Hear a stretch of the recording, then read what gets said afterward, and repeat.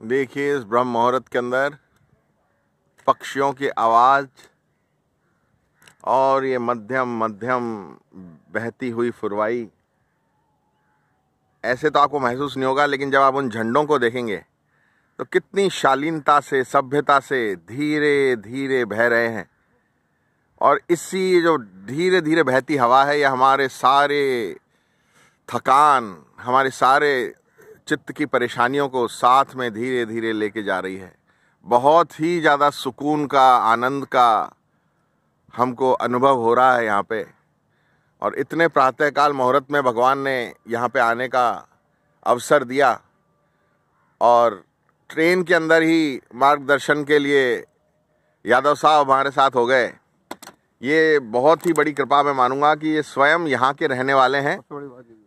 मतलब गजब की कृपा मानूंगा बाबा भोलेनाथ की। सबसे पहले एक बुजुर्ग व्यक्ति मिले जिनका हमने चरण स्पर्श करके आशीर्वाद लिया, और उन्होंने बताया कि वो यहाँ के प्रयागराज के ही रहने वाले हैं, काशी के रहने वाले हैं। उन्होंने बताया था वो काशी के हैं, और उन्होंने बताया कि आप अगर प्रयाग पहले जा रहे हैं तो वहाँ आपको क्या क्या करना चाहिए, कौन सा मंदिर देखना। सबसे पहले उन्होंने वो हनुमान जी लेटे हुए हनुमान जी का ही विलक्षण अद्भुत मंदिर के बारे में हमको बताया था कि भाई आप यहाँ वो तो सबसे पहले देखें, क्योंकि दुनिया के अंदर सिर्फ अकेला वो ही मंदिर है जिसमें हनुमान जी लेटी हुई अवस्था में हैं।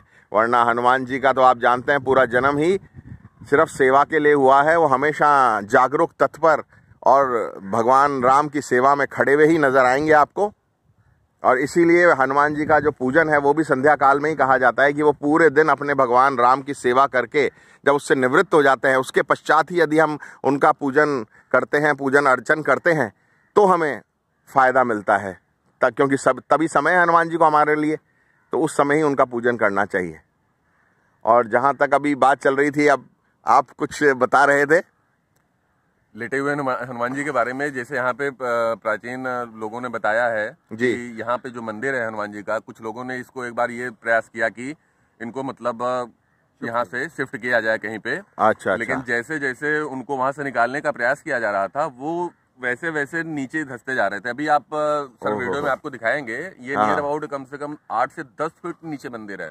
अच्छा। और हर साल जो गंगा माँ होती हैं, वो हर साल उनका चरण स्पर्श करने आती हैं बारिश के मौसम में। आप इसको जैसे भी देख, मतलब उनको उनका चरण स्पर्श करना ही करना है। जैसे भगवान श्री कृष्ण का चरण स्पर्श वहाँ पे जब वो अपने मतलब कृष्ण जी को लेके जा रहे थे तो समुद्र कौनते स्पर्श कर रहे थे, ठीक उसी प्रकार से हर साल जो गंगा माँ है वो भगवान जी का चरण स्पर्श करने आती है। यानी कि पानी वहां तक पहुंचता है और उनका चरण स्पर्श करके तुरंत वापस आ जाता है।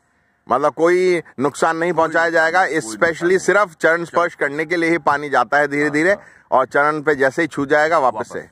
बहुत ही गजब की बात आपने बताई, बहुत ही गजब की बात बताई। और जैसा कि अभी अपन लोग वार्तालाप कर रहे थे,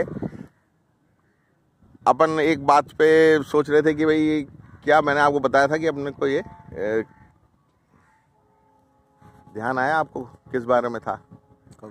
अभी जस्ट